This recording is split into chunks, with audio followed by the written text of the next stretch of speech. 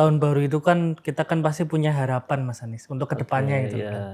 Misal kita kepingin nikah atau misal kepingin punya kerjaan tetap, misal gaji berapa gitu kan. Nah kan itu banyak harapan seperti itu Mas Anies. Nah Artinya kan pengen peningkatan di dalam iya, kehidupan itu ya. kita pengen mencapai sesuatu lah dalam hidup kita. Betul. Nah itu mungkin kita perlu bagaimana cara kita merumuskan tujuan-tujuan kita itu. Dan bagaimana menjaga konsistensi. Kadang kan kita kan pengen sesuatu tapi ketika di tengah-tengah mungkin karena kok nggak dapet kita jadi semangatnya loyo gitu kan. Kita jadi nggak semangat lagi gitu loh. Lemes gitu ya Mas ya. Mudah menyerah lah. Gimana kita biar nggak mudah menyerah dalam mencapai tujuan-tujuan hidup kita. Jauh lebih baik lagi misalnya resolusi-resolusi yang akan kita tulis itu ya, itu ditulis rapi, ditempel di belakang pintu kamar misalnya begitu. Setiap hari di-Fatihai, setiap hari kita baca. Itu ternyata penting. Jadi apa yang kita akan yakini sebagai sebuah kebenaran, yakin bahwa itu akan tercapai. Maka semakin sering kita baca, semakin kita lihat, semakin kita doakan, kita Fatihai, itu semakin akan terwujud. Meskipun tidak pas 100%, ada namanya psikologi transpersonal. Jadi kira-kira begitu. Keyakinan batin yang kemudian melekat dalam batin kita itu yakin akan terjadi karena kesungguhan kita. Dulu itu orang bikin puisi, bikin cerpen, novelis-novelis kita itu banyak, produktif itu ya. Dan akhirnya apa? Kata-katanya itu bisa menginspirasi, mengetuk hati orang-orang yang membacanya. Nah, kira-kira kalau hari ini kita diminta untuk bikin puisi, bisa 1 menit, 2 menit jadi lewat ChatGPT. Itu, tetapi apakah kemudian mereka berdampak pada orang lain, mengetuk hati orang lain? Saya pikir tidak sedalam itu, karena memang perasaannya agak beda begitu. Nah, maka tadi yang disampaikan Mas Aldi, kita memang harus benar-benar bisa yakin, sabar dalam menjalankan keteguhan untuk mencapai cita-cita itu, bukan kemudian dengan jalan pintas kira-kira.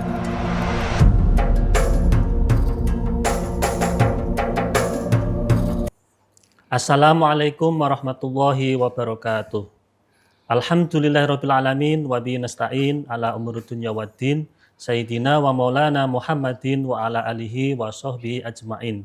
Rabbi shrah li sadri wa yassir li amri wahlul 'uqdatam min lisani yafqahu qawli amin. Pemirsa MBJT TV, para penonton, sahabat ngopi, dan pendengar Dais dimanapun Anda berada. Pertama-tama mari kita panjatkan syukur kita kehadirat Allah Subhanahu wa Ta'ala, yang mana pada kesempatan kali ini kita bisa bersua kembali di acara ngopi ngaji online perkara Islam.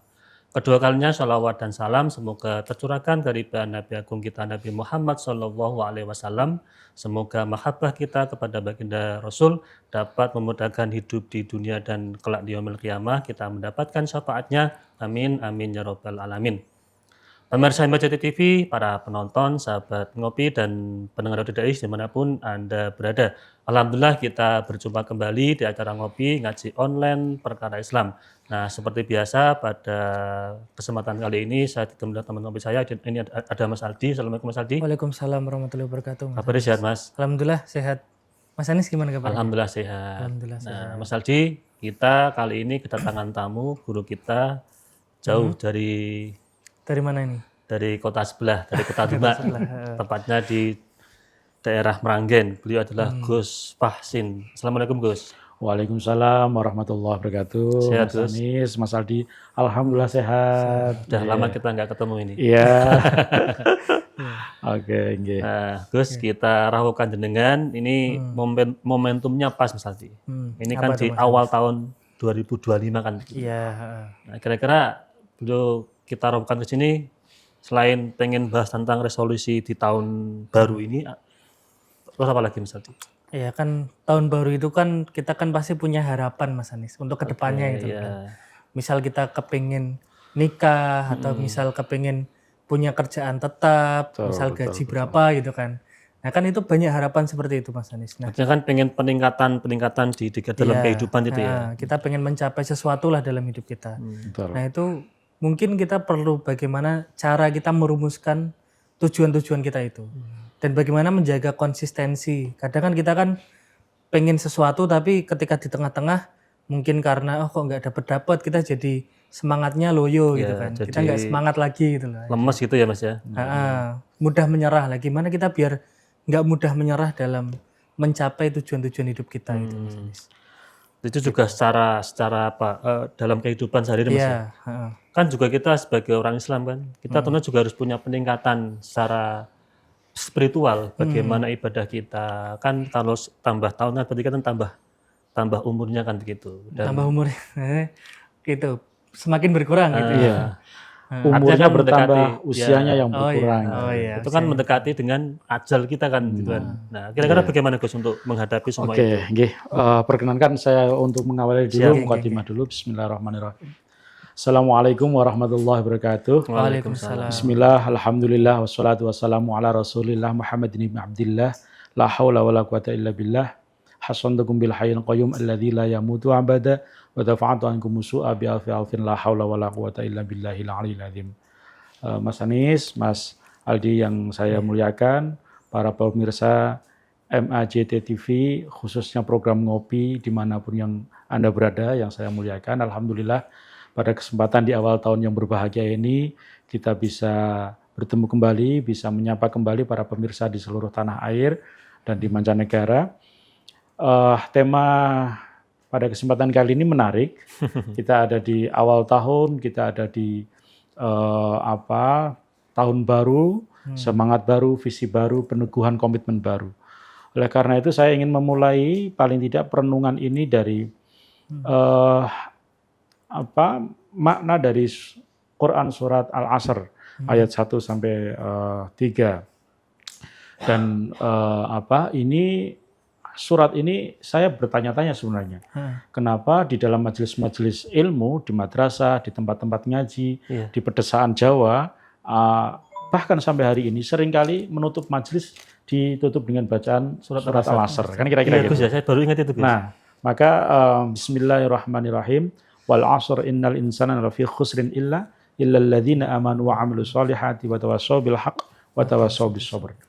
Jadi kira-kira terjemahan bebasnya adalah demi masa, demi waktu.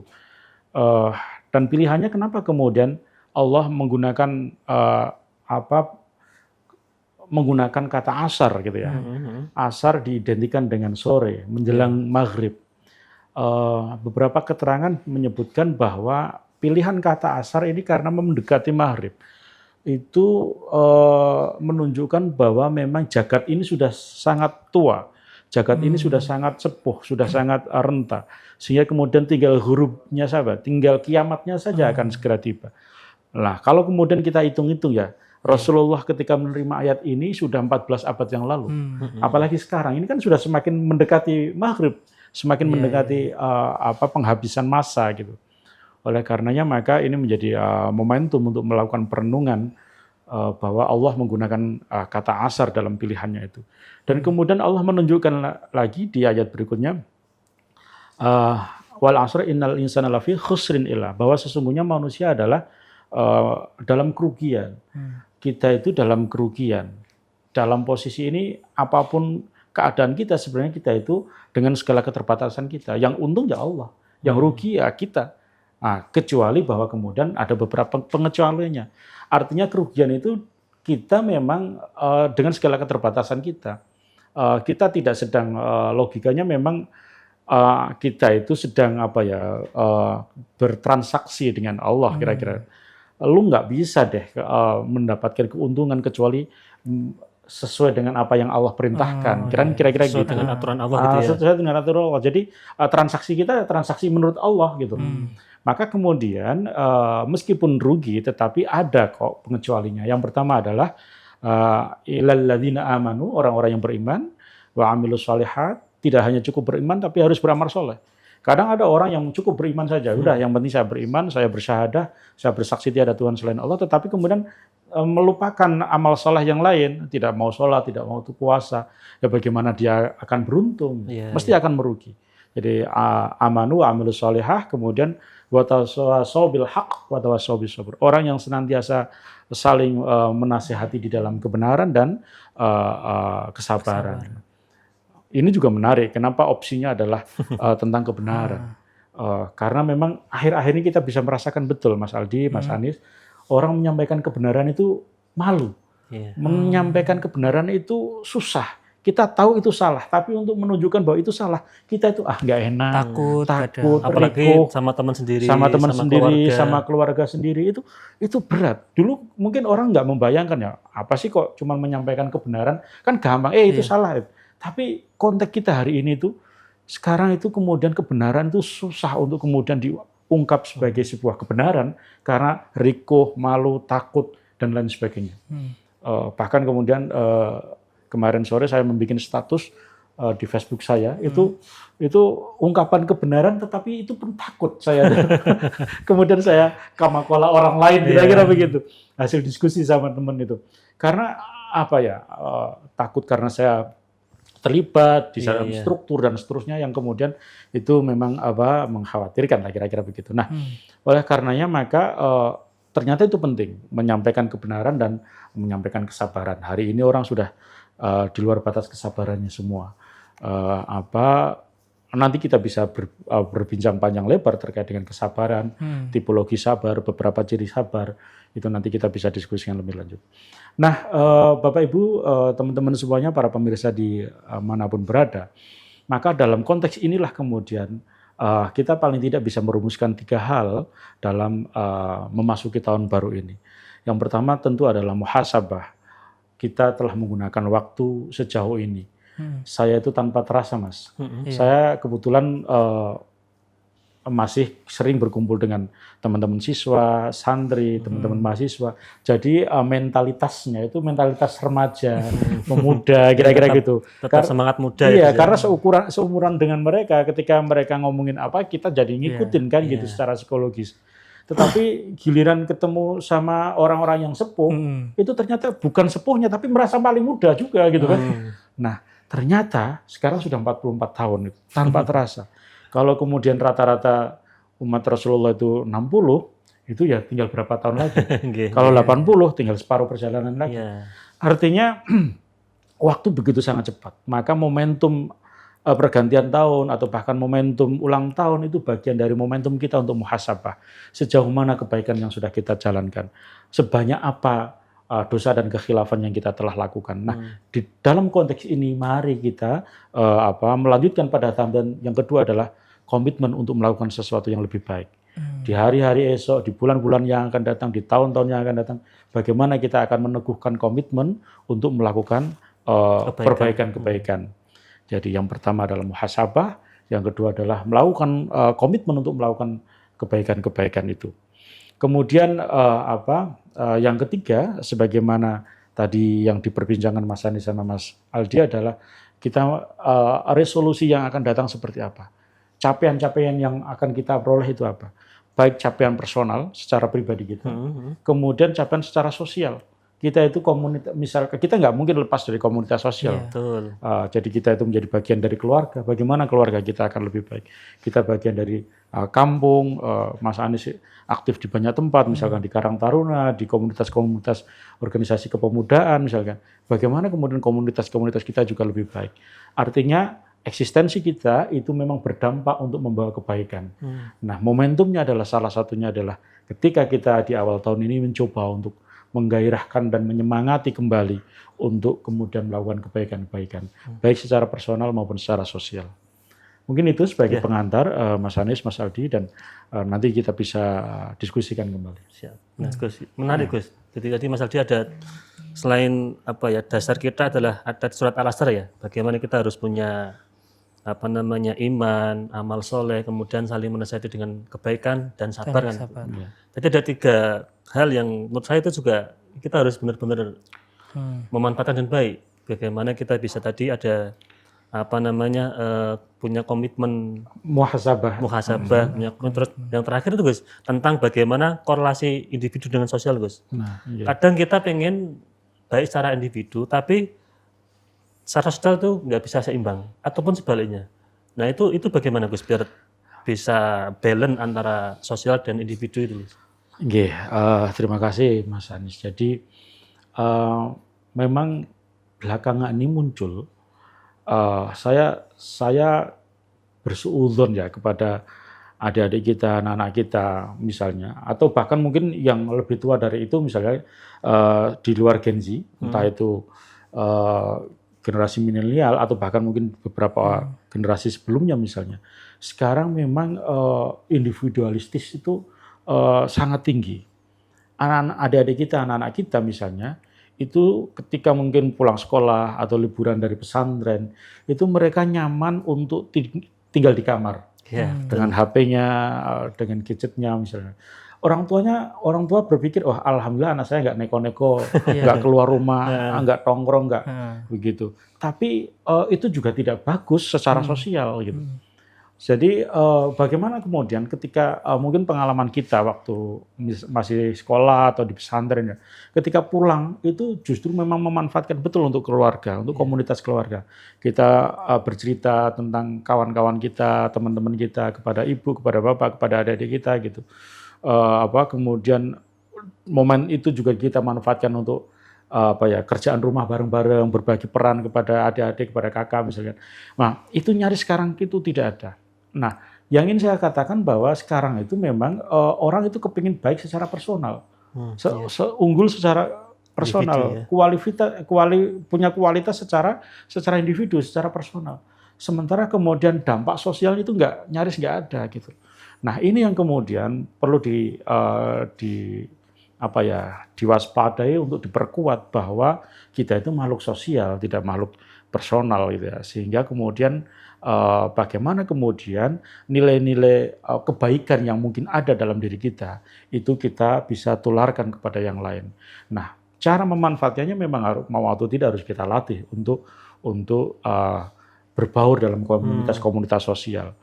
Harus aktif berkegiatan, entah itu di remaja masjid, entah itu di Karang Taruna, entah itu di lembaga-lembaga organisasi kepemudaan, atau yang sekolah itu di OSIS atau di Rohis atau apapun bisa memanfaatkan di komunitas-komunitas ekstrakurikuler itu bagaimana kemudian dia itu bisa berinteraksi dengan orang lain.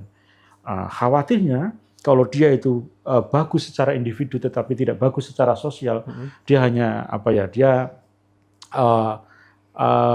kalau dulu istilahnya itu ada di puncak menara gading. Dia itu hebat tapi di atas sendirian tanpa melihat realitas sosial di kanan kirinya. Nah, ini yang mengkhawatirkan dan tidak memiliki dampak apapun kepada masyarakat gitu. Artinya manfaatnya itu jadi kurang, Gus ya? Jadi kurang. Tapi kenapa, Gus? Manusia itu kok harus punya dampak untuk masyarakat? Maksudnya kita kan kalau mikirnya kan ya wong aku mikir ke awakku dhewe sangel ngapain mikirin orang lain gitu loh. Kan kita kadang punya pikiran seperti itu. Nah itu kenapa gitu, alasannya kenapa, Gus? Jadi begini, kita itu ketika melakukan kebaikan kepada orang lain, dampaknya itu akan kepada kita. Kembali ke kita lagi. Yakinlah bahwa apa yang kita akan lakukan kepada orang lain itu akan berdampak positif kepada kita. Kita melakukan hal yang baik, kita memberi sesuatu yang baik, maka akan kembali kepada kita.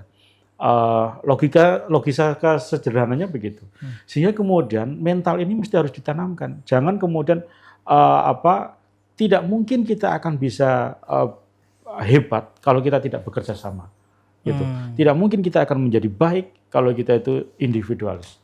Maka semangat ini yang mesti harus terus ditanamkan kepada kita semuanya, kepada adik-adik kita, kepada Gen Z misalnya, supaya apa? Supaya kita itu memiliki etos kebersamaan yang baik dengan sosial dan lingkungan kita. Gitu. Jadi kita harus punya kemampuan komunikasi yang baik juga, Gus? Iya, komunikasi yang baik. Makanya kemudian kelas-kelas public speaking itu penting. Bagaimana kita berdialog di ruang publik atau berdialog secara personal kepada orang lain. Itu perlu. Kadang-kadang orang pintar, cerdas, tetapi ketika berkomunikasi, menyampaikan sesuatu itu sulit misalnya. Karena memang public speaking itu ya, Gus, yang saya pernah tahu itu ya, itu sebenarnya nggak cuman untuk pembicara, artinya nggak kayak misal jenengan sebagai penceramah atau kiai atau Mas Anies sebagai host gitu, tapi juga untuk kehidupan pekerjaan yang lain juga, misal kayak atasan ngomong sama bawahan atau mungkin bawahan ngomong ke atasan itu juga perlu adanya kemampuan komunikasi yang baik gitu loh, Mas. Betul. Masuk public speaking tadi. Itu termasuk bagian dari resolusi kita, Mas Aldi. Ya, ke depan biar kita itu juga artinya punya kontribusi terhadap dunia sosial dengan yang lebih luas kan itu. Lewat tadi mungkin Gus Fasin mengatakan harus pandai bergaul Gus ya. Betul. Karena kan sekarang kan orang itu sering slack atau mungkin berselisih itu kan karena kesalahan komunikasi Betul. juga kan Mas. Salah paham itu ya. Iya, salah paham. Kita nggak bisa memahami orang lain lah. Nah, gimana kita biar bisa memahami orang lain Gus? Maksudnya kan kita kan misal Mas Hani sama saya kan punya karakter yang beda nih. Betul. Ketika di pekerjaan atau apa kadang kan kita pasti ada nggak cocoknya. Ya gitu gimana biar kita bisa memahami orang yang mungkin karakternya beda dari kita gitu. Jadi memang seolah-olah kita ada di posisi beliau, posisi orang lain. Jadi ketika kita berkomunikasi maka seolah-olah kita mengerti apa yang terjadi. Jadi kita memposisikan diri sebagai beliau, sebagai lawan bicara kita. Ada menarik 3 hari yang lalu misalkan di WA Group misalnya, ada sebuah kegiatan, ada undangan resminya kira-kira begitu.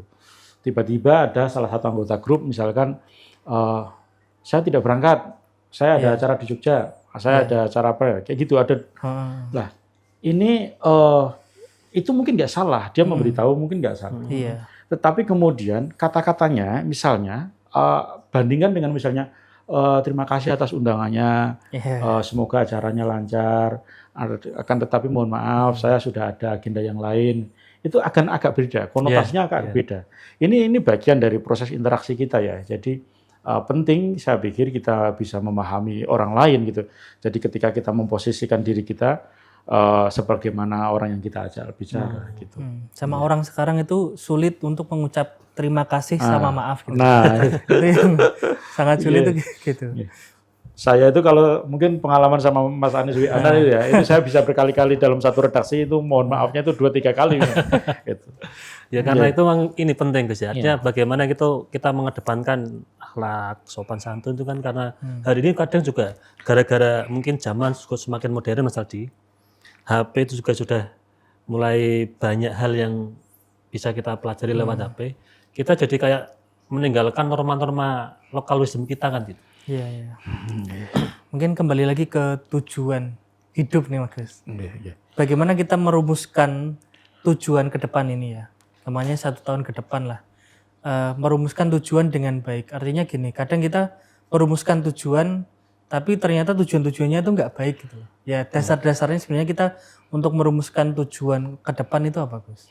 Oke, jadi kita kan mesti akan melangkah kepada sesuatu yang positif. Betul. Kita memiliki harapan, cita-cita, tujuan itu pada sesuatu yang positif. Nah, bagaimana kemudian kita berkomitmen dengan tujuan itu? Nah, maka di dalam agama ada istilah ada istiqomah.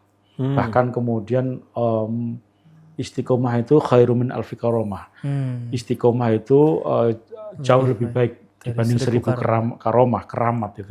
Artinya orang yang bisa istiqomah itu levelnya wali. Karena berat ya. Karena berat untuk mewujudkan komitmen itu sangat berat. Nah, maka Mas Aldi misalkan ada harapan apa kira-kira di tahun 2025? Ya bagaimana kita kemudian bisa komitmen untuk itu. Kita komitmen pada diri kita sendiri untuk bisa mewujudkan itu. Misalnya tahun depan tahun ini tahun 2025 kita pingin misalnya menulis artikel jurnal. Tahun ini minimal harus ada 3 artikel jurnal yang nembus di Scopus misalnya. Harus kemudian komitmen bagaimana dia mencapai itu. Kemudian atau misalkan Mas Anies pokoknya tahun ini Bismillah 2025 mulai kehidupan baru dengan menikah misalnya. Amin. Maka ya ikhtiar gitu. Dalam konteks ini saya sering meskipun jodoh di tangan Allah gitu ya. Tetapi dulu itu ada Kiai Zainuddin MZ itu mencontohkan itu sangat menarik. Ya kalau kamu berpasrah diri hanya tunggu saja nanti jodohmu yang datang. Iya kalau yang datang nenek-nenek itu ya. Makanya kemudian harus diikhtiar ya harus diupayakan gitu. Artinya meneguhkan pada capaian positif itu ya harus dengan keyakinan, kesungguhan dan istiqomah. Tanpa itu ya kemudian ya kita tiba-tiba kok sudah Desember lagi ya, sudah mau ganti lagi 2026 ya, nah repot lagi nanti gitu. Jadi mari kita bersama-sama bahwa Ini juga berlaku untuk saya sendiri. Saya banyak contoh yang bisa saya sebutkan betapa saya gagal untuk mewujudkan beberapa hal ya. Tetapi mari kita bareng-bareng di tahun 2025 capaian-capaian harus disungguhkan ya. Karena begini, ada jauh lebih baik lagi misalnya resolusi-resolusi yang akan kita tulis itu ya. Itu ditulis rapi, ditempel di belakang pintu kamar, misalnya begitu. Setiap hari difatihai, setiap hari kita baca. Itu ternyata penting. Jadi apa yang kita akan yakini sebagai sebuah kebenaran, yakin bahwa itu akan tercapai. Maka semakin sering kita baca, semakin kita lihat, semakin kita doakan, kita fatihai, itu semakin akan terwujud. Meskipun tidak pas 100%, ada namanya psikologi transpersonal. Jadi kira-kira begitu, keyakinan batin yang kemudian melekat dalam batin kita itu yakin akan terjadi karena kesungguhan kita. Nah, mungkin banyak tokoh-tokoh hebat memulai dari itu. Dia membayangkan sesuatu yang hebat dan kemudian bisa terjadi. Saya tahu ini dari dosen-dosen saya di psikologi UGM waktu itu, ada salah satunya misalnya Prof. Jamaluddin Ancok, Allah yarham, beberapa bulan yang lalu kapundhut. Beliau bercerita ketika di pertemuan kelas itu, masa kecilnya itu selalu motongi gambar-gambar pesawat maskapai penerbangan seluruh dunia. Ditempel di dinding kamarnya. Pokoknya besok saya naik maskapai ini, Qatar Airlines atau kemudian British, kemudian pesawat-pesawat internasional. Saya harus naik pesawat ini. Dan itu menginspirasi sehingga kemudian ternyata terbukti beliau akhirnya ngajar di mana-mana di kampus-kampus ternama di luar negeri. Nah, artinya mari di tahun baru ini komitmen yang akan kita capai itu mana? Kadang-kadang begini, jangan mulu-mulu lah ketika membuat resolusi gitu kan. Jangan terlalu daki-daki. Nah, saya kok nggak sepakat dengan itu. Mulu-mulu nggak apa-apa. Jadi jangan cita-cita setinggi tanah, tapi cita-cita setinggi langit, sehingga kemudian nggak masalah kalau misalnya nggak capai di batas maksimal, kita bisa turunkan grade lah, kira-kira begitu. Oh, nanti semoga tercapai di cita-cita di level keduanya lah, harapan di level keduanya. Jadi kalau sudah nggak mau bercita-cita, ya sudah repot, capaiannya nanti akan rendah gitu. Nah, ya. Tapi yang penting mungkin gitu ya, Gus. Dalam mencapai hal-hal tersebut itu ya, kan kadang kan ada orang-orang yang pengen mencapai sesuatu tapi dia mengabaikan hal-hal yang mungkin melanggar aturan, terus menghalalkan segala cara gitu kan. Nah itu mungkin sebelum dijawab nanti kita jeda iklan yang lewat dulu aja. Oke, siap.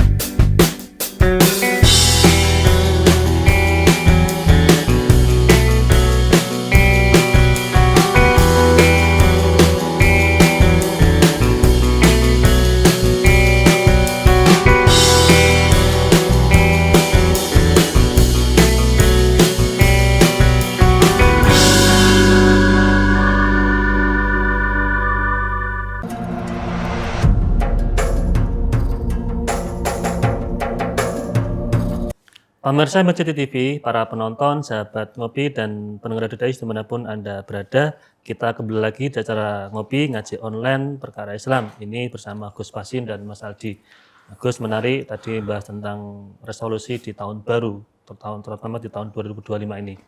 Nah, tadi dengan menjelaskan tentang komitmen. Kita harus punya komitmen untuk mencapai tujuan, untuk mencapai sesuatu yang kita idam-idamkan, kita catakan. Tapi kan juga pasti ada halangan, rintangan, ada ujian. Nah, biar bisa kita tercapai, itu bagaimana? Oke, terima kasih Mas Anies, Mas Aldi, dan seluruh para pemirsa MAJT TV yang dirahmati Allah. Jadi, setiap kali kita melakukan kebaikan, mesti akan ada ujian. Jadi, ada godaannya, ada rintangannya, ada halangannya. Nah, oleh karena itu, maka komitmen untuk menuju kebaikan itu yang mesti memang harus sungguh-sungguh. Karena memang harus melewati ujian. Kalau nggak melewati ujian ya apa yang dihasilkan mesti tidak akan maksimal. Tidak lolos ya, Tidak lolos lah kira-kira begitu. Oleh karenanya saya ingin menyampaikan sebuah kisah yang mungkin ini sudah masyhur di kalangan kita terkait dengan salah satu sahabat baginda Rasulullah Muhammad SAW, yaitu sahabat Abdullah bin Umi Maktum ya. Beliau sudah sepuh, sudah renta dan mohon maaf beliau tidak bisa melihat. Nah, kemudian suatu saat beliau matur kepada Rasulullah, ya Rasul, saya ini sudah tua, saya tidak bisa melihat. Bagaimana kalau misalkan saya tidak berjamaah di masjid? Kemudian Rasulullah menjawab, wahai Abdullah bin Umi Maktum, apakah kamu mendengar suara adzan dari rumahmu? Dengar ya Rasul. Maka selama engkau mendengar suara adzan, maka wajib bagi kamu untuk datang ke masjid. Maka kemudian beliau dengan sungguh-sungguh akhirnya melaksanakan ibadah sholat berjamaah di masjid. Suatu saat kemudian beliau itu jatuh ketika mau berangkat ke masjid itu tersandung dan jatuh. Dan ketika jatuh, beliau kemudian pulang berganti baju yang masih suci dan kemudian berangkat lagi untuk melaksanakan ibadah berjamaah, sholat berjamaah. Kemudian akhirnya pada hari berikutnya, akhirnya dia itu dituntun oleh seorang laki-laki begitu, dituntun, diajarkan tiap hari itu diantarkan ke masjid terus. Kemudian akhirnya Abdullah bin Umi Maktum ini penasaran, siapa yang nuntun saya itu tiap hari itu? Kalau bahasa kita, wahai kisanak, kira-kira siapa engkau? Kenapa engkau membantuku setiap hari berangkat ke masjid? Ketahuilah wahai Abdullah bin Umi Maktum, saya iblis. Loh, iblis? Mestinya kan kamu melarang saya ke masjid. Kenapa engkau malah justru mengajak saya ke masjid terus? Iya, karena ketika engkau jatuh, ketika saya dorong dan engkau jatuh, itu ternyata Allah telah mengampuni seluruh dosa-dosamu yang telah lalu. Nah, kalau misalkan kamu nanti jatuh lagi dan Allah mengampuni dosa-dosamu sampai nanti engkau meninggal, kamu nggak punya dosa dong. Makanya saya antarkan, kira-kira begitu. Nah, ini adalah keteguhan komitmen untuk istiqomah. Betapa kemudian Allah mengapresiasi istiqomah dengan apa? Dengan menghapuskan seluruh dosa-dosanya. Istiqomah pada kebaikan. Maka kita istiqomah yakin pada komitmen apa yang kita tuju, yakinlah akan ada reward yang akan kita peroleh, ada hasil yang akan kita capai gitu. Jadi tergantung bagaimana kemudian kita konsisten. Semula memang berat, tetapi kalau sudah terus-menerus itu akan sustainable. Jadi kebiasaan. Dalam bahasa psikologi itu automatically. Dulu ketika kita belajar naik sepeda Mas Aldi, itu kan egrek-egrek jatuh, baru 2 putaran jatuh, begitu kan. Nah, tapi kalau sudah jalan, itu ya muter sendiri, roda itu nggak dijagangi, nggak dipegang, itu jalan lancar. Malah kalau sudah pinter, itu malah tangannya nggak pegang. Iya, malah lepas tang, Mas Adi itu lepas tang, gitu kan. Itu. Jadi saking sudah otomatisnya, karena sudah saking istiqomahnya, otomatis atau dalam bahasa agama tadi sampai istiqomah. Bisa lepas tangan tadi ya, kayak pejabat kita. Lepas tangan. Gitu. Nah, oleh karena itu maka sekali lagi apa yang ditanyakan Mas Anies bahwa bagaimana rintangan itu tidak bisa dihindari, tapi rintangan itu harus diselesaikan, dihadapi begitu. Nah, kita mewujudkan cita-cita istiqomah untuk mencapai yang akan lebih baik di masa yang akan datang, maka harus kita hadapi. Nah, tadi sebelum iklan saya tanya gini Gus, kan dalam mencapai sesuatu itulah pasti kan ada rintangan, godaan dan lain sebagainya. Nah, kadang salah satu godaannya itu kita pengen cepat tercapai atau cepat sampai. Kemudian kita menghalalkan segala cara, artinya ada curang-curang dikit lah. Dan kadang kita kayak gimana ya, mewajarkan, alah curang sidik gak apa-apa gitu. Ada pikiran seperti itu dalam mencapai sesuatu. Nah itu gimana Gus? Oke, jadi jelas itu tidak boleh ya. Artinya bahwa sebenarnya kita itu melakukan kebaikan itu ternyata juga dituntut kesabaran. Kembali kepada konteks ayat yang tadi, Al-Asr tadi ya, bahwa ternyata kemudian sabar itu ada beberapa hal. Sabar dalam menjalankan perintah-perintah Allah, dalam hari ini menjalankan kebaikan-kebaikan. Yang kedua sabar ketika kita menghindari larangan-larangannya Allah dan sabar ketika mendapatkan musibah. Nah, konteks apa yang ditanyakan Mas Aldi tadi adalah bahwa kita harus bersabar di dalam untuk meneguhkan komitmen apa yang akan kita capai. Dan di situ memang rintangannya banyak. Sehingga kemudian hasilnya akan beda antara sesuatu yang instan dengan sesuatu yang memang original kita lakukan. Ini kok malah jadi makanan. Ya, yang instan sama yang original itu agak beda begitu. Ada misalkan beberapa video-video pendek yang berseliweran di TikTok kita ini. Iya. Makanannya mungkin lezat, makanannya mungkin tersaji enak di lidah. Itu instan-instan. Iya. Tetapi ternyata berdampak kesehatan yang buruk kepada tubuh kita gitu. Beda dengan misalnya yang natural, yang original, singkong, sama-sama singkong, yang satu bulan keripik buatan rumahan sama keripik buatan produk pabrikan, itu ternyata sudah beda. Ada unsur zat-zat yang berbeda. Nah, saya ingin menegaskan begini, sesuatu yang instan itu nanti akan cepat hilang, berdampak buruklah kepada kita. Tidak abadi, tidak kekal. Misalnya begini, dulu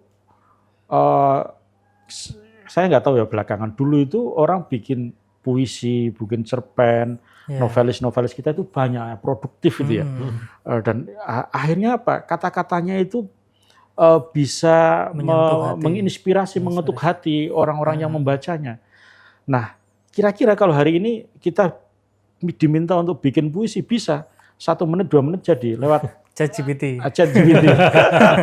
Tetapi apakah kemudian mereka berdampak pada orang lain, mengetuk hati orang lain? Saya pikir tidak sedalam itu, karena memang perasaannya agak beda begitu. Nah, maka tadi yang disampaikan Mas Aldi, kita memang harus benar-benar bisa yakin, sabar dalam menjalankan keteguhan untuk mencapai cita-cita itu, bukan kemudian dengan jalan pintas, kira-kira gitu. Termasuk gini Geja, kita melakukan sesuatu dengan totalitas, artinya begini, kadang ada orang kerja Mas Aldi, itu ya kerja saja, tapi pikiran dan hatinya tuh nggak bekerja. Nah, Gimana dong? Misalkan contoh, kerja di Semarang kan gitu kan ya. Iya. Tapi pikiran dan hatinya itu tuh nggak semangat, nggak ada semangatnya.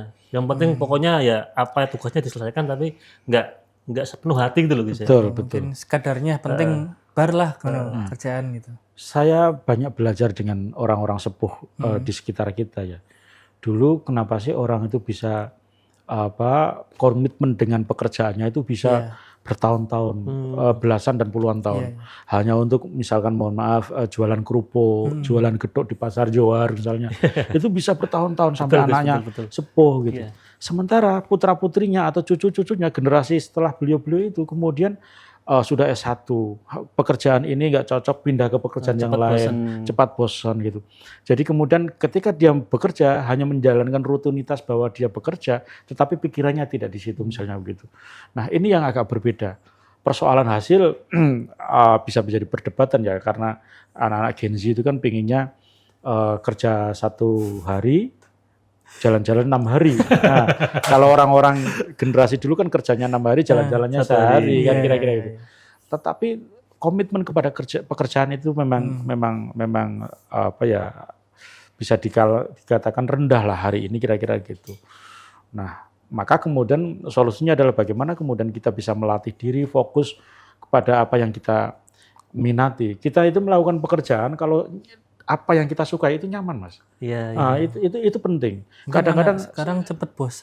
Kadang-kadang karena pengen hasil, ukurannya materi, maka dia nggak menikmati, prosesnya nggak dinikmati. Coba kalau kemudian hasilnya nanti dulu deh. Yang penting saya punya pengalaman, bekal ilmu, bekal belajar. Nah, lama-lama nyaman dan itu memang nggak tahu faktor apa itu kira-kira yang bisa merubah paradigma itu. Memang anak-anak sekarang itu ya tak perhatian kayak gitu kok. Jadi mungkin kalau ada orang yang kerja kok di situ-situ terus itu kayak apa ya, pikirannya tuh masa kerja gitu terus nggak meningkat gitu. Begini nggak meningkat gitu loh. Dan mungkin anak-anak itu pengen meningkat gitu loh, pengen dapat mungkin hasil yang lebih. Padahal ya ketika pindah ya sama aja sebenarnya. Atau ini kan Gus, kadang juga artinya karena memang tadi pengen punya peningkatan secara kualitas hidup kan. Pengen cari pengalaman yang baru. Padahal pengalamannya lebih baik dari pengalaman yang lama. Kan itu artinya spekulasi kan kadang meleset Gus itu. Itu mudah bosen sih sebenarnya gitu Mas Anies.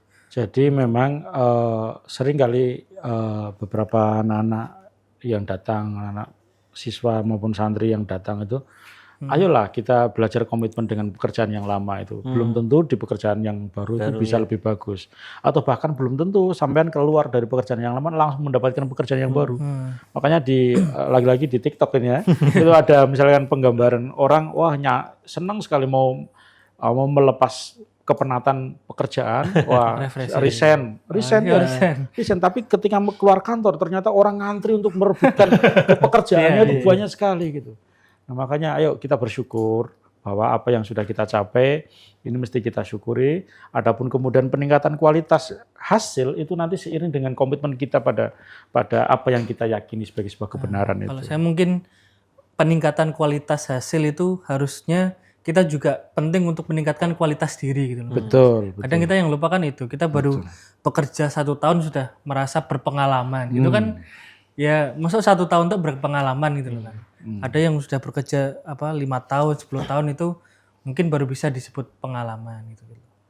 Pengalaman itu kan mungkin sesuatu yang bisa kita bagikan untuk orang lain gitu loh. Jadi orang lain bisa belajar dari apa yang kita punya gitu loh. Kita belum bisa memberi itu masa sudah dibilang pengalaman gitu. Gini Gus. Oke, sekedap boleh minum Oh, ya. monggo Gus ya. Ini Sampai lupa minum Gus ya. Ini acara ngopi ini. Alhamdulillah. Nah Gus, ini kadang saya juga berpikir gini Gus. Kita punya harapan, tapi juga ada yang menasihati. Kalau berharap juga tidak usah tinggi-tinggi. Kamu harus ingat Jangan terlalu berharap gitu ya. Jangan terlalu berharap kan gitu. Takutnya Satu kecewa. terus Gus. Yang kedua gini Gus. Ada kaidah di agama kita itu bahwa Allah itu menguji hambanya itu sesuai dengan kadar kemampuannya. Nah itu bagaimana Gus korelasi dengan itu? Oke. Jadi memang kita menetapkan target itu memang realistis. Iya. Bolehlah kemudian saya tadi membahasakan setinggi langit, tapi kira-kira alat ukurnya ada nggak? Jangan-jangan kita tinggi tetapi nggak punya alat ukur untuk mencapai capaian itu. Kadar kemampuan kita nggak ada, ya sudah kita omong kosong gitu. Tetapi itu begini, itu akan lebih baik punya harapan, punya impian, punya cita-cita, punya impian dibanding yang enggak sama sekali. Maksud saya begitu tadi. Sepakat. Oleh karenanya itu, maka kemudian penegasannya adalah bahwa yuk mari kita mencapai capaian apa yang kita harapkan dan cita-citakan itu sesuai dengan kadar kemampuan kita. Kalau kita mencapai, misalkan begini, kita itu mau berjalan dari Semarang ke Jakarta, kira-kira membutuhkan bensin berapa liter kira-kira gitu, sangunya berapa, cukup atau tidak, uang untuk ngisi tol misalnya cukup nggak gitu. Jadi jangan kemudian kita bonek, artinya bahwa nanti tergantung bagaimana nanti deh gitu kan. Jadi gini Gus ya, antara misalkan saya ke Jakarta, saya tuh kemampuannya naik bis, jangan berharap naik pesawatan begitu. Nah, kira-kira juga contoh yang lebih sederhananya begitu. Jadi kalau memang kemampuannya bis ya kita naik bis, jangan pesawat. Kita bisa naik pesawat dapat tiket dari mana? Itu kan dipukuli satpam di bandara nanti kita kan gitu. Jadi, nah lagi-lagi saya terinspirasi apa yang disampaikan Kiai Zainuddin Amjad ya. Jadi bukan entar bagaimana, tapi bagaimana ntar itu harus disiapkan. Nanti bagaimana nanti, bukan bagaimana nanti, mohon maaf, tapi nanti bagaimana itu harus disiapkan. Nanti bagaimana ya? Nanti bagaimana? Itu sebagai bagian dari alat ukur kita. Tapi seringkali kita juga menjumpai bagaimana nanti saja deh. Nah itu yang bonek tadi, tidak mencapai, tidak memiliki alat ukur yang jelas, kemudian asal berangkat saja gitu. Iya, karena kadang kan kita menetapkan sesuatu ya, capaian atau cita-cita itu mungkin sama kadar kemampuan kita itu masih jauh gitu loh Gus. Misal kok saya pengen tiba-tiba jadi presiden nih tahun ini, kan nggak mungkin gitu loh. Secara kadar kemampuan saya kan nggak mungkin. Nah mungkin seperti itu ya Gus. Kalau presiden RT bisa tuh. Ketua RT Gus ya. Kalau Mas Anies apa nih resolusinya tahun ini? Ya yang penting ngopi tetap jalan. Ya, ini juga termasuk konsisten, komitmen gitu kan dari Mas Anies kan kayak luar biasa. Ini ngopi bisa sampai ke edisi, tadi lupa disebutin Mas Anies, yang 207. Ya. Ini luar biasa. Ini membutuhkan komitmen dan loyalitas yang luar biasa. Ini udah istiqomah, udah kayak 1000 karomah Mas Andi. Ya. Kan kaya itu belum ya. Nah Gus, ada kaidah terutama di kalangan kita orang NU itu kan melanjutkan hal baik yang memang perlu dilanjutkan, kemudian memperbarui hal yang memang itu baik untuk kita, itu bagaimana Gus? Oke ya, jadi ada kaidah al-muhafadzatu 'alal qadimi shalih wal akhdhu bil jadidil aslah. Mempertahankan sesuatu yang baik dan mengambil sesuatu yang jauh lebih baik. Itu begitu. Maka kemudian apa yang sudah kita lewati tahun 2023, 2024, yang baik-baik mari kita teruskan. Oke. Sesuatu yang baik, cita-cita yang baik, mari kita lakukan. Tetapi tahun 2025 ini nanti ada sesuatu yang baik yang belum kita capai, mari kita akan lakukan. Jadi komitmennya begitu. Al-muhafadzatu 'alal qadimi shalih wal akhdhu bil jadidil aslah. Jadi bukan seperti kiai-kiai guyonannya kiai-kiai kita kan, berangkat ke masjid pakai sandal jepit biasa gitu kan, gitu. Kemudian pulangnya Iya. wal akhdhu bil jadidil aslah, menggunakan sandal baru yang lebih baik. Bukan gitu. Oke, kira-kira gitu. Artinya hal-hal baik ya tetap berkelanjutan Gus ya. Ya, berkelanjutan. Sambil kita juga punya hal yang baru tapi itu juga baik juga. Yang lamanya tidak boleh ditinggalkan, yang baik diterima, yang lama tidak boleh ditinggalkan. Ini ada gium al-muhafadzatu 'alal qadimi shalih wal akhdhu bil jadidil aslah ini. Kalau dinarasikan oleh Hadratus Syekh Hasyim Asy'ari itu, jangan mendirikan istana dengan menghancurkan kota lebih dahulu. Nah, jadi nggak bisa. Kalau membangun istana ya kotanya kita bikin direnovasi menjadi bagian dari istana itu sendiri gitu. Jangan kemudian membongkar total sama sekali. Itu nggak bisa. Oh iya. Ya, soalnya kadang ada yang kayak gitu juga Mas Andi. Maksudnya sudah ada hal yang mungkin bertahan bertahun-tahun, itu tuh pengennya langsung diganti gitu loh kan. Itu yang kadang malah merusak ya Gus. Kalau misalkan pengalaman kita Mas Alhamdulillah, itu kan mungkin ada di program kerja organisasi ataupun apapun Gus ya, kebaikan yang itu sebenarnya sudah istiqomah, sudah baik. Tapi karena mungkin ada kebijakan baru sehingga itu dihilangkan, kemudian membuat kebijakan atau program baru. Ini kan harusnya tinggal diinovasi, mungkin dikembangkan, disesuaikan dengan zaman kita. Betul. Nah, zaman mungkin 2025 nih Gus, itu kan pasti nanti banyak perubahan nih, banyak sesuatu yang mungkin di luar prediksi BMKG, prediksi kita lah gampangnya. Nah itu bagaimana kita siap lah untuk menghadapi hal-hal yang mungkin membuat kita itu perlu beradaptasi, bagaimana kita bisa menyesuaikan lah itu Gus. Oke, jadi saya pikir kita semua atau bahkan kemudian secara umum bangsa ini sudah cukup adaptatif dengan perubahan gitu. Jadi kita itu adaptatif dengan perubahan. Banyak contoh misalkan dulu dalam konteks menggunakan teknologi telepon genggam. Dulu orang bicara lewat telkom. Kemudian kalau nelpon saudaranya jauh harus datang ke wartel. Kemudian muncullah telepon genggam.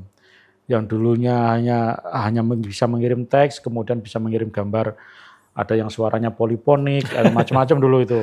Tanpa harus menyebut merek lah kira-kira gitu. Sampai kemudian akhirnya kita bisa menggunakan Android ya, smartphone gitu.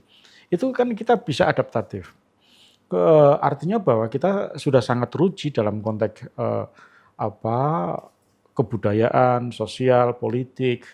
Itu kita sudah teruji. Hanya saja memang kemudian apakah kemudian respon kita itu bisa positif atau negatif. Seringkali kadang-kadang kita itu gagap ketika menerima teknologi sehingga kemudian berdampak buruk kepada diri kita sendiri, kan kira-kira gitu. Nah, bagaimana kemudian perubahan-perubahan yang akan terjadi, nggak tahu nanti 2025 apa yang terjadi. Misalkan belakangan sudah mulai rame kan, ada terkait dengan kurikulum deep learning. Nah, kalau teman-teman yang konsen di dunia pendidikan, itu kurikulum Merdeka kan baru beberapa tahun, baru 3 tahun. Ini kok belum meluas belum juga. Meluas. Ini kok sudah mau diganti lagi. Nah, ini adaptasi yang dimaksud itu begitu. Karena memang setiap zaman akan menemukan vistanya masing-masing. Setiap zaman akan menemukan konteks sosialnya masing-masing. Nah, oleh karenanya maka perubahan itu niscaya, tapi bagaimana kita akan melakukan perubahan itu dengan baik. Gitu. Kalau sekarang kita tentang bagaimana hubungan kita dengan Allah itu baik, Gus. Kan kadang kita juga pengen sih dekat dengan Allah, tapi karena mungkin banyak kesibukan, urusan pekerjaan, urusan macam-macam lah, urusan duniawi itu, sehingga kita kadang lalai ibadah. Itu gimana, Gus? Iya, jadi kadang-kadang kita bisa berkomitmen kepada orang lain, kepada orang tua, kepada pimpinan kita, kepada bos kita. Sementara kita lalai dan abai berkomitmen kepada Allah. Betul. Ini yang kadang-kadang harus kita sadari betul. Sering saya menyebutkan begini, komitmen kita itu adalah hamba. Allah menciptakan kita manusia itu sebagai hamba, Allah sebagai Tuhan, kita sebagai hamba. Maka dalam konteks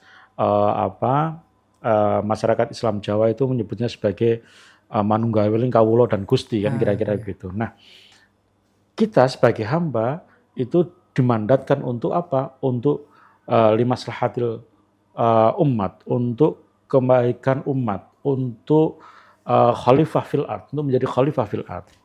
Nah, maka kemudian komitmen itu bisa dilakukan dengan cara apa? Dengan cara kita menghambakan diri, melakukan komitmen peribadatan sebagaimana apa yang diperintahkan oleh Allah. Wujudnya apa? Wujudnya kita bersyahadah. Kita bersaksi bahwa tiada Tuhan selain Allah. Dan komitmen itu tidak mesti harusnya sekali ketika kita akil balik kemudian bersyahadat kita Islam. Tidak cukup itu. Atau kemudian kita pas menikah bahasa syahadat, tidak cukup itu. Kita baca berulang-ulang, setiap sholat kita berulang-ulang. Maka bahkan kemudian jadidu imanakum biqauli la ilaha illallah. Perbaikilah keimananmu kepada Allah dengan mengucapkan la ilaha illallah. Mengucapkan la ilaha illallah itu bagian dari komitmen kita untuk terus-terus bahwa saya itu hamba dan engkau adalah Tuhanku. Nah, bangunan kesadaran itu kemudian diimplementasikan dalam wujud-wujud yang lain. Sholat, puasa, sedekah, berbaik dengan keluarga, teman, komitmen kerja, dan seterusnya. Itu bagian dari penghambaan kita kepada Allah. Dengan demikian, kesadaran kalau itu sudah dibangun, apapun yang kita jalankan di dunia ini, ternyata semata-mata adalah bentuk penghambaan kita sebagai hamba kepada Allah Subhanahu wa Ta'ala. Jadi apapun pekerjaan di dunia ini, Gus ya? Iya, apapun pekerjaannya. Saya datang ke sini, bismillah, ingin berbagi pengalaman kepada teman-teman, itu bagian dari niatan saya karena saya adalah hambanya Allah. Gitu. Ya, berarti biar kalau kita misalnya punya kesadaran bahwa kita hamba itu, kita nggak berlagak sebagai Tuhan juga kan. Betul. Kadang kan kita ada manusia-manusia yang mungkin berlagak sebagai yang paling berkuasa. Jadi dia kemudian ketika menjabat lah itu kemudian semena-mena itu Mas. Nah, misalnya begitu. Maka dulu ketika zaman mahasiswa saya ingat itu di teman-teman di Jogja itu ada namanya syahadat pembebasan Mas Anies. Apa itu, Gus? Begini kira-kira letaknya ini. Barang siapa yang merasa benar sendiri berarti ingin menjadi Tuhan. Padahal tiada Tuhan selain Allah. Orang yang merendahkan orang lain berarti ingin menjadi Tuhan. Padahal tiada Tuhan selain Allah. Kita mencintai sesama dari manapun asalnya dan apapun keadaannya, asalkan dia mampu menjadi saudara bagi sesama. Nah, komitmen bahwa kesadaran kita itu menghamba itu memang penting. Tidak cukup bilisan la ilaha illallah, tapi harus terus diungkapkan dan diwujudkan. Maka Mas Aldi sudah punya istri belum? Belum juga. Mas Aldi, Mas Anies, termasuk juga kepada teman-teman ya kalian. Termasuk kameramen juga. Kameramen juga itu. Jadi kelak ketika sudah bersuami beristri, itu mesti harus memperbarui cintanya itu setiap hari. Jangan hanya ketika mau nikah mengucapkan I love you, tapi setiap hari harus mengucapkan I love you. Saya dengan istri itu hampir selama ini tanggal 5 Januari ini sudah 16 tahun kami menikah. Pernikahan. Tapi setiap hari minimal 10 sampai 15 kali saya mengucapkan I love you kepada istri. Jadi kalau jadidu imanakum biqauli la ilaha illallah, maka kalau dalam konteks dengan pasangan kita jadidu mahabbakum biqauli I love you. Ya, kira-kira gitu. Nah, ini penting ya Gus, artinya untuk meyakinkan kepada pasangan kita bahwa kita masih komitmen gitu ya. Iya, masih komitmen. Dan mungkin juga meyakinkan kepada diri kita sendiri. Betul. Bener nggak sih gitu. Nah, baru kemudian implementasi dari I love you itu bisa memberikan bikin masakan, bantu nyuci atau apalah kira-kira memberikan hadiah dan seterusnya. Makanya kalau di Islam itu ada istilah ibadah mahdhah ghairu mahdhah itu ya. Untuk bagaimana kita bisa mengabdi kepada Allah. Betul. Jadi yang mahdhah yang jelas-jelas diatur di dalam syariah itu ya.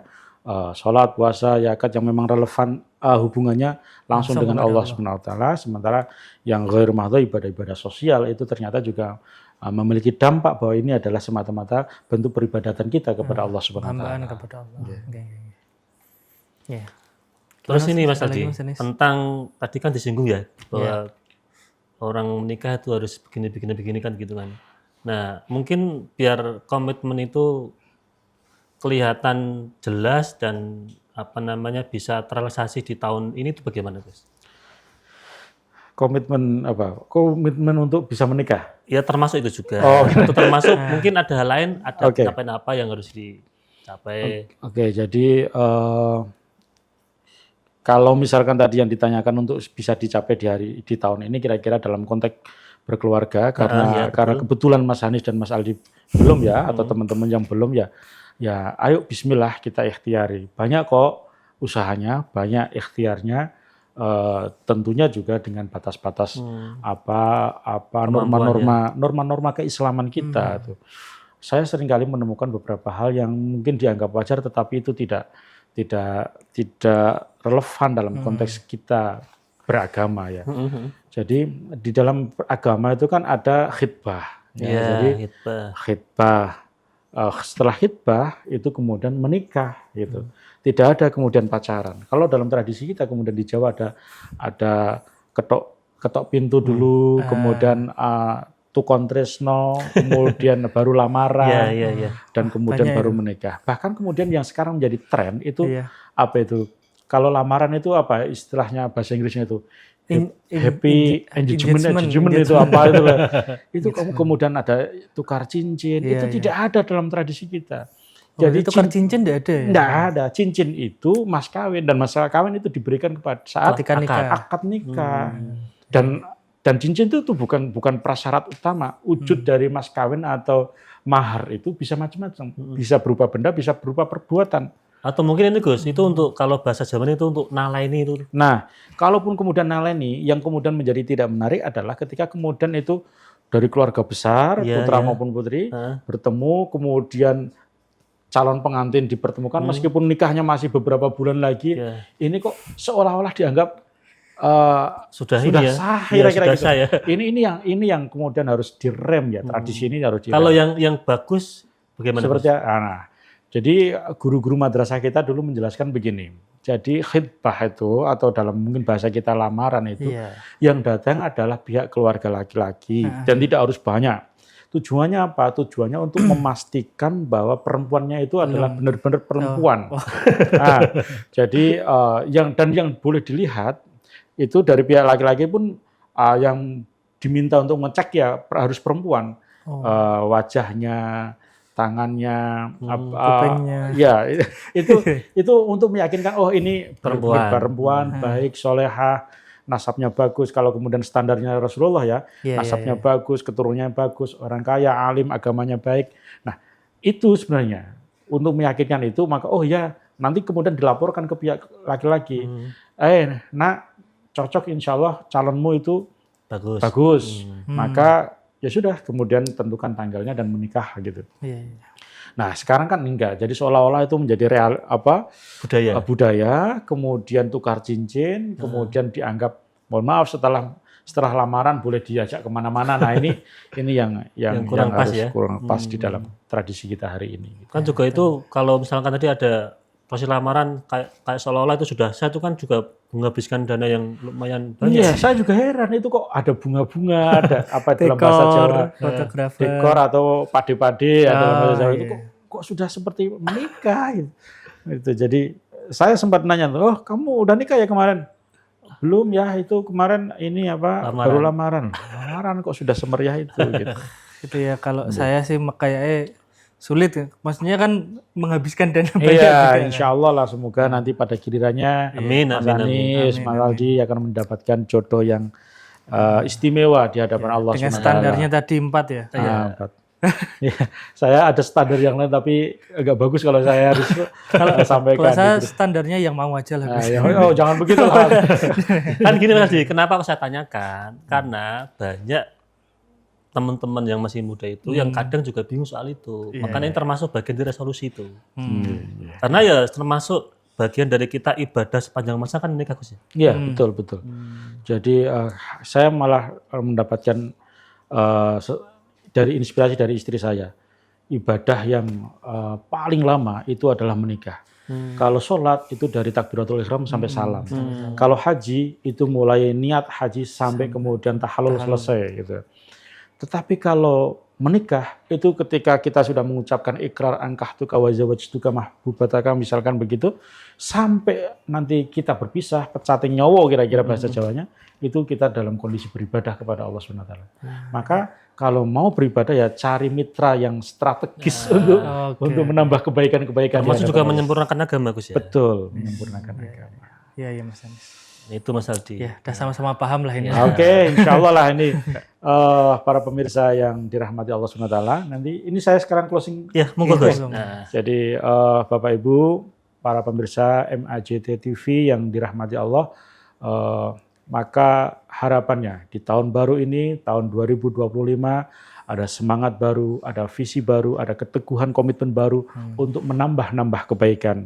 Karena tahun depan itu mesti harus lebih baik dari apa yang sudah kita lewati dari tahun lalu. Jangan sampai sama dari tahun yang lalu, apalagi menjadi semakin terpuruk dari tahun-tahun sebelumnya. Maka semoga Allah merahmati kita semuanya dan kita semuanya mendapatkan bimbingan dan hidayah menapaki tahun baru dengan semangat baru, visi baru, komitmen baru untuk menambah-nambah kebaikan di hadapan Allah Subhanahu wa taala. Demikian, kurang lebihnya mohon maaf. Wallahul muwaffiq ila aqwamit thoriq. Assalamualaikum warahmatullahi wabarakatuh. Waalaikumsalam warahmatullahi wabarakatuh. Matur suwun Gus sudah rawuh dan memberikan ilmu kepada semua. Mas Aldi ada tambahan? Cukup Mas Anies. Cukup ya? Oke, pemirsa MAJT TV, para penonton, sahabat Ngopi dan pendengar DDI dimanapun Anda berada. Demikian Ngopi pada episode kali ini di 207. Saya selaku host, apabila banyak salah, banyak khilaf, mohon maaf yang sebesar-besarnya. Akhirul kalam, wallahul muwaffiq ila aqwamit thoriq. Assalamualaikum warahmatullahi wabarakatuh.